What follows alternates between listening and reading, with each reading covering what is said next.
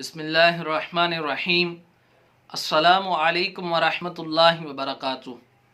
ناظرین اکرام، اسلام کی دنیا میں خوش آمدید۔ ناظرین، آج بات یہاں سے شروع کرتے ہیں۔ الحمدللہ رب العالمین، تمام تعریفیں اللہ ہی کے لیے ہیں اور اللہ بے حد بزرگی والا ہے۔ قرآن پاک کے حوالہ سے بات کرتے ہیں تو آیات میں ذکر آتا ہے کہ اللہ کی ذات بے پرواہ ہے۔ تو بے شک اللہ کی ذات بے پرواہ ہے۔ پیر واصف علی واصف اس کی تحریر سے لکھتے ہیں، اگر تمہارا کوئی عزیز فوت ہو جائے تو تم اس پر کہتے ہو کہ اللہ کو نہیں پتا تھا، مجھے اس کی ضرورت ہے، مجھے یہ چاہیے تھا، اللہ نے ایسے کیوں کیا؟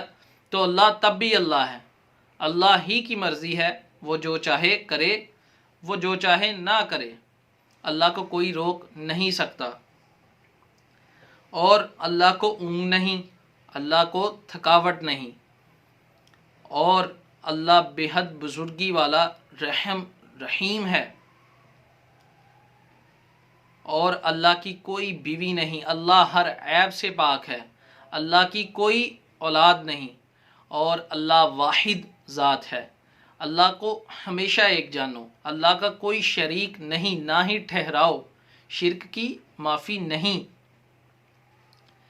بے شک میرا اللہ ہی ہے جو ہے اور جو رہے گا، جو دنیا سے پہلے تھا، جس نے دنیا تخلیق کی، اور دنیا جب وہ تباہ و برباد ہو جائے گی تب بھی میرا اللہ ہی باقی رہے گا، اس کے علاوہ کوئی ایسی ذات نہیں جو باقی رہ سکے۔ بے شک میرا اللہ ہے اور اللہ رہے گا۔ بے شک وہ اللہ ہی کی ذات ہے جس نے رہنا ہے۔ اور بات کر رہے تھے کہ اللہ ہی کی مرضی ہے، وہ جو چاہے کرے، جو چاہے نہ کرے، اور ہمیشہ جو اس کا دل چاہتا ہے، جو وہ کرنا چاہتا ہے، وہ وہی کرتا ہے، اور بے شک انسان کے لیے اسی میں بہتری پیدا کر دیتا ہے۔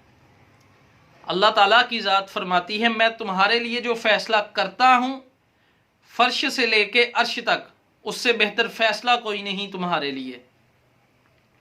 اور شکر ادا کر دیا کریں، جو بھی ہو آپ کی زندگی میں اللہ کے ہاں شکر ادا کیا کریں، اور شکر گزاروں کے لیے بڑا انعام ہے۔ اللہ کا وعدہ ہے، جو شکر گزاری کرے گا میں اس کے اوپر اپنی رحم و کرم فرماؤں گا۔ تو ناظرین، اللہ کو جانا جائے، اللہ واحد ہے، اور جو اس کا جی چاہتا ہے وہ کرتا ہے، اور بے شک اللہ ہی کی ذات ہے جو ہمیشہ سے تھی اور رہے گی، ہمیشہ رہنے والی ذات اللہ ہی کی ہے۔ السلام علیکم ورحمۃ اللہ وبرکاتہ۔